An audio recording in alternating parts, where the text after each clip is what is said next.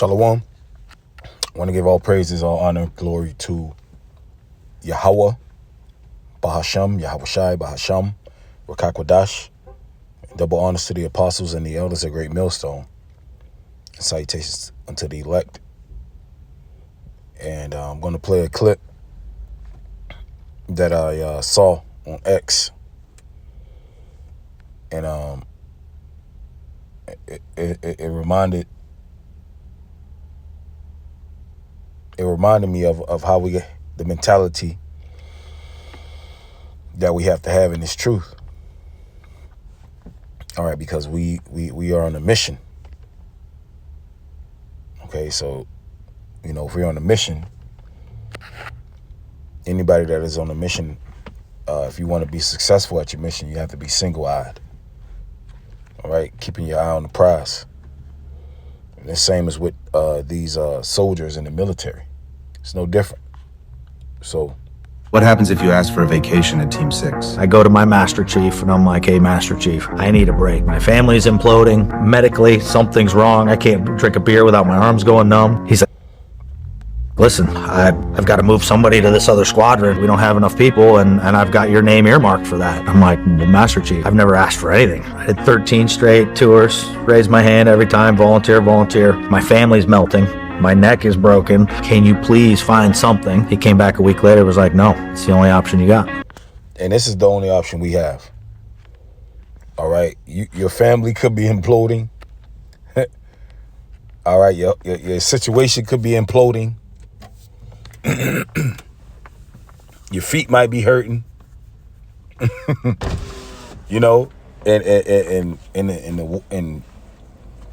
And he's in they call it Team 6, SEAL Team 6.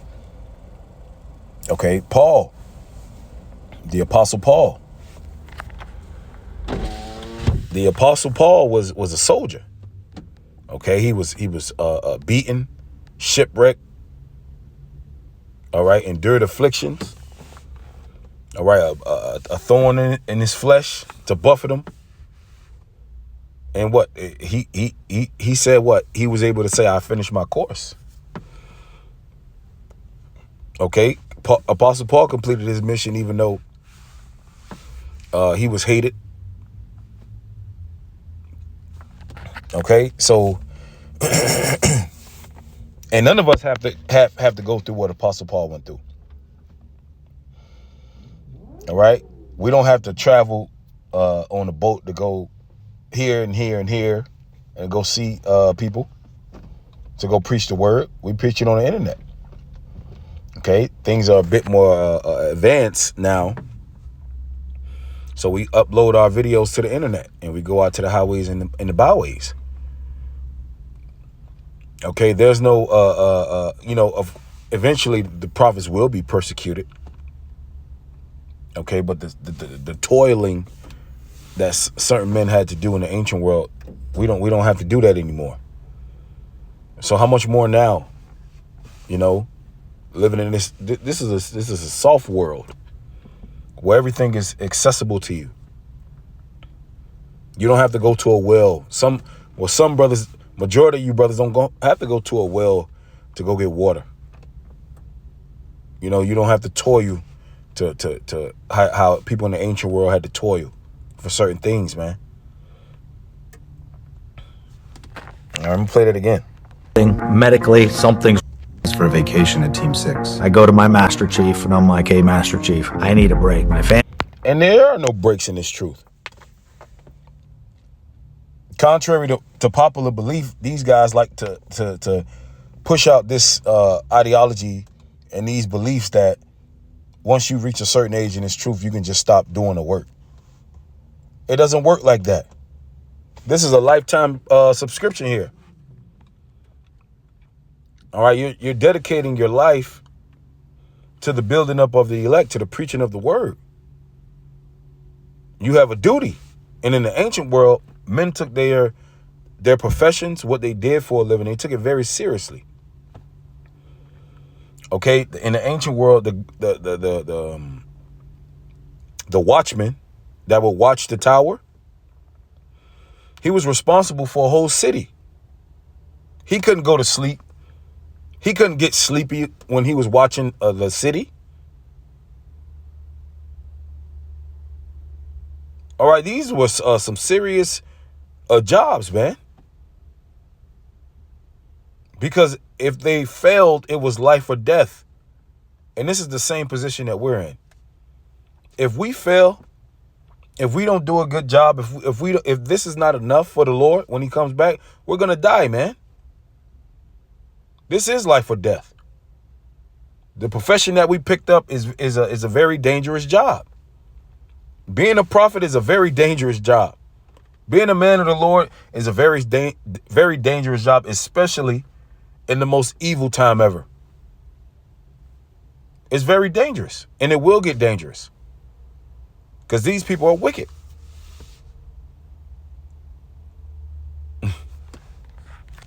Okay, you had what we call in not modern day times correctional officers.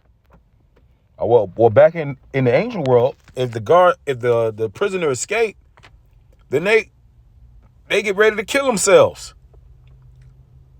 Like when the guard thought Apostle Paul had escaped, he was ready to kill himself. When those wise men couldn't interpret Nebuchadnezzar's dream, what did he put them to death? He put them to death. This is how serious your profession was in the ancient world, man. And this is our profession. This is our job. This is our duty. And like this guy right here, he talking about he need a break. Hey, he said, Master Chief, I need a break. He said, yeah. Sorry, buddy. Sorry, buddy. And it sounds harsh in this society because it's so fucking soft here. And you got to cater to people's feelings. And, people are so dumbed down. And it sounds like this guy's a bad person. How could he? And your family ain't going to understand what you're involved in. Your kids are not going to understand what you're doing. And it's not for them to understand. They'll understand when they're on them ships, Lord willing. They'll understand when they're eating, when everybody's starving to death. And you have to be okay with that.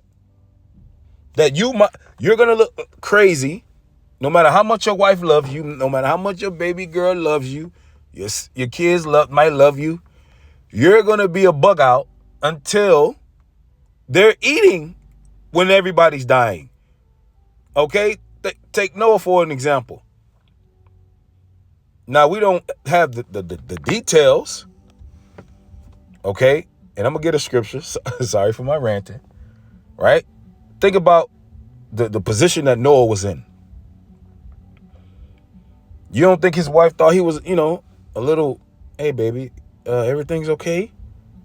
This is a woman here. Not saying that she did, but, but what if she did? It didn't matter.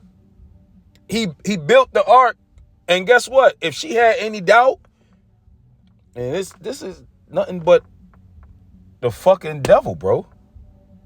Like a nigga just come park right beside me, start playing, blasting loud music. I don't know if y'all can hear it, but it's fucking with my concentration, right? But even if his children or his family had an inkling of doubt, you think they had doubt when it started to rain? He was the man then. Oh, you was right the whole time. Oh, Dad was right. You got to be comfortable with that. Being okay with looking crazy now. All right, there was no doubt when it was the earth opened up with water. There was no doubt then. There was no doubt when it started to rain. You see, but back to the point. You see, now, it's somewhat the cool of the day. And people ain't going to understand what's going on with you. And it ain't for them to understand. Okay, I'm pretty sure this soldier, his wife was probably fucking, I fucking hate you. I fucking hate you. You're always at war. I fucking hate you. You know? You're never home. I have to raise the kids by myself. You know, them soldiers be going through hell, man. Their wives be fucking committing adultery on them. You know, they got to go away for months at a time. That's the life of a soldier. This is the life that we signed up for. But guess what? Everybody loves a soldier when it's war. Right? Everybody loves it, but hey, everybody loves a soldier when it's war. But when it's not, they're hated. And that's the same thing with us, man. You're not going to see your true value to your loved ones or whatever you call them until they're going to need you. When this shit go down, then they're going to say, oh. And that's all right. That's okay. 2 Timothy chapter 2 and verse 3. Therefore, endure hardness as a good soldier of Yahushua Mashiach. Hardness. Endure suffering. All right. You might be taking those mental punching, mental jabs, mental hooks from your family. You might be taking them. Bop, bop, bop. You know? But it's all good, man, because it's going to pay off in the end. You know? Don't worry about that, man. Okay? When they're on them ships, okay, you think Noah, you know, when Noah was in that water looking at them people fucking drown, you know, I know he felt good giving all praises to Yahweh Hashem Yahushai, man. Okay? Giving all praises to the Most High. Giving all praises. Because this is what it was for. All right? It's kind of like when a guy finished seeing his work. When his work is finished, he's just sitting back looking at it like, man, this is what this was for. When guys win championships and they sit back and they look at all the hard work and the sweat and the tears and they look back at it and they, you know, they get that satisfaction of it. Well, if we endure to the end, that's how we're going to be. We're going to be able to enjoy the fruits of our labor. And guess what? The Lord's going to make us do it if we're a part of the elect. And that's the beauty of it. Because if you're a part of the elect, there's nothing you can do to not be a part of it. So the game is rigged. He's going to make you do it. So the sweating, the grinding, so to speak, figuratively, that you're doing, the toiling, all right, the repetition after repetition after repetition, this is what great men do. Great men do the same thing over and over and over again. Look at any profession in this world. The great men that are good at it, they do it over and over and over again. Basketball players, over and over. They shoot over. They practice the thousands of shots. They do it over and over again. Football players. All right? All these professions in the world, their mastery is based off repetition. Okay? It's no different than for us. It says, no man that warreth. I'm going to read this in the NLT. It says, soldiers, don't get tied up in the affairs of civilian life. So what does this mean? If you're a soldier, you're not a civilian anymore.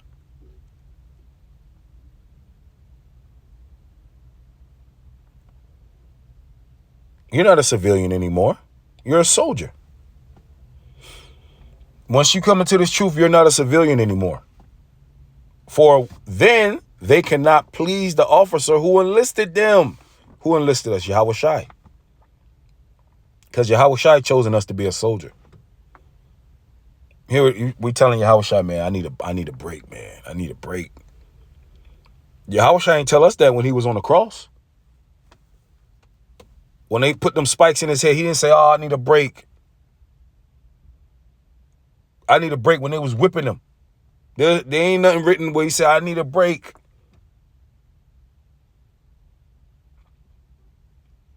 You know, he did it. He finished. And the Lord willing put the Spirit on us to finish our work, man. Finish our course.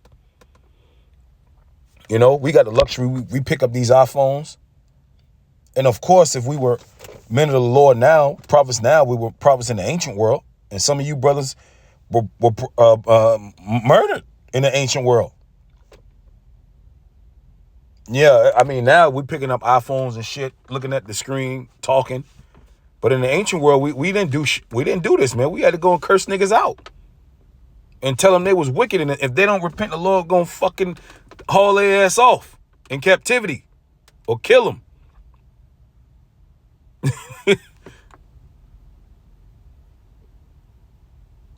You know, the Lord is on our side, man.